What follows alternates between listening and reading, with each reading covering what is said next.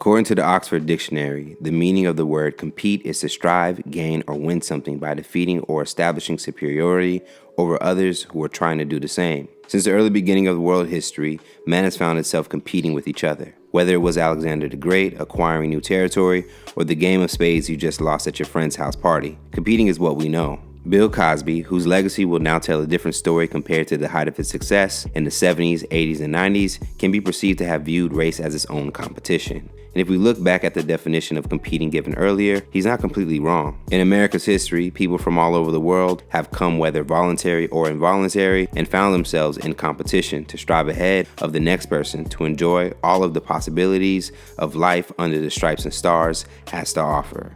In 2007, Cosby would shift his focus of entertainment to very clear messages he's always wanted for his people to embrace. That year, during a hot evening at Detroit's St. Paul Church of God in Christ, Cosby would deliver a stern speech that would take bite at the reason why black people in America weren't winning against their white counterparts. And it seems the message still is relevant to this day. Here's why Cosby says black people lost to whites. When you said the name Bill Cosby in 1963, you would have come to thought of a young black man from Philadelphia who just landed his first national stand-up comedy exposure after an appearance on NBC's The Tonight Show. But as time progressed, Cosby's only goal to make people laugh rivaled his ambition to see his people strive to obtain more than the obstacles placed in front of them. In 1968, Cosby, along with CBS, would release an eye-opening documentary entitled Black History, Lost, Stolen, or Strayed. The documentary was a complete shift from the family-friendly laughs Cosby found himself giving to a large portion of white America. And this type of behavior would continue with Cosby throughout his career. If you look at Cosby closely, he may have covertly positioned himself as a civil rights activist. You remember that episode of The Boondocks called The Return of the King from season 1, where Martin Luther King Jr. would come back and deliver a speech which shamed the then behavior of black people? What happened to our people? It reminded us very much of Cosby's pound cake speech in 2004, where he ultimately would do the same thing. I'm talking about these people who cry when the son is standing there in an orange suit. Where were you when he was 2? Where were you when he was 12? And how come you don't know he had a pistol? Take a look at his work. Fat Albert, The Cosby Show, A Different World, his stance for black stuntmen on the set of I Spy, and 2004's pound cake speech. These examples indicate Cosby's clear focus on influencing his people in a direction that he felt would help them elevate. However, despite Cosby's influence in 2007 and the years to come, blacks have stayed behind their white counterparts in several categories that include employment population ratio, per capita income, household wealth, college degrees, and home ownership. Now back to Cosby's speech in Detroit at St. Paul Church of God in Christ. In a room full of black men, Cosby would show once again his focus was not laughter. We are not a pitiful race of people. We are a bright race who can move with the best. It was in this same speech, Cosby, in response to a local judge in attendance, would express why he felt blacks continue to stay behind. The judge would go on to urge that Cosby and other black celebrities donate money if they really want to help. And a very focused Cosby would respond, "I didn't fly out here to write a check. I'm not writing a check in Houston, Detroit, and Philadelphia. Leave these athletes alone.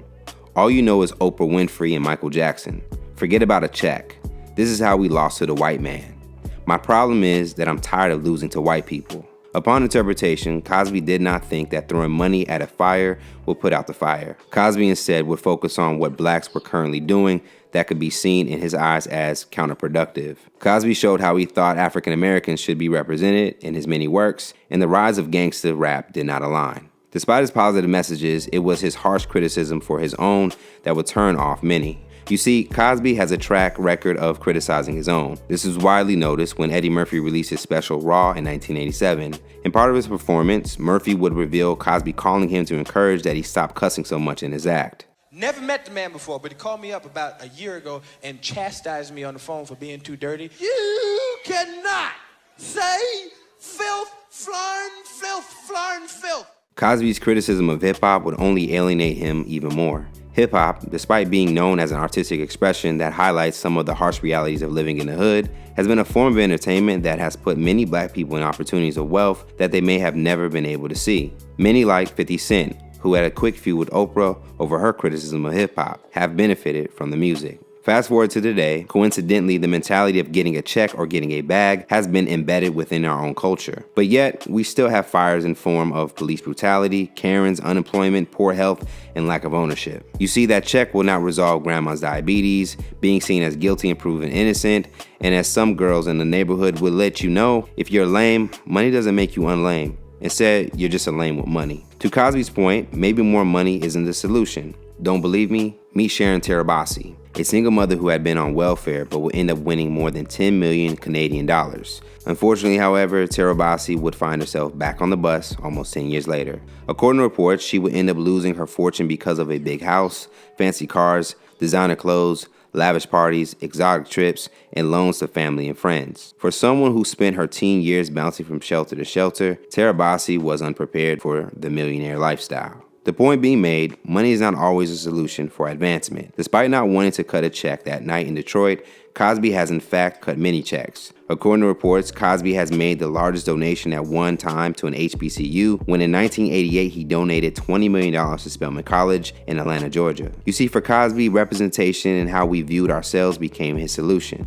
Influence. It matters so much that he wanted to take over NBC so that he can amplify how we felt blacks on TV should look. Cosby's solutions connected to self-esteem and how we use our influence to guide our ship. The impact of influence is something we all know. You might have gotten a better understanding of it in Comedy Hype's coverage of the Boondocks' take on the gay agenda versus hip-hop via Riley Freeman.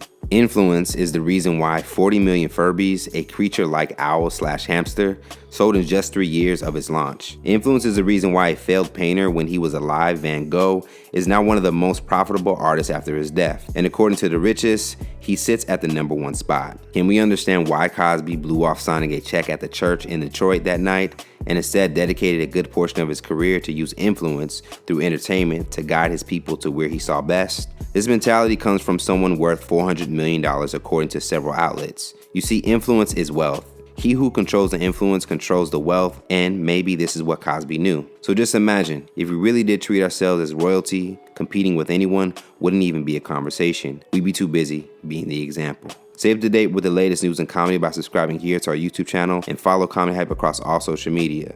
Plus, look out for more original content at comedyhype.com. For Comedy Hype News, I'm Jay Will.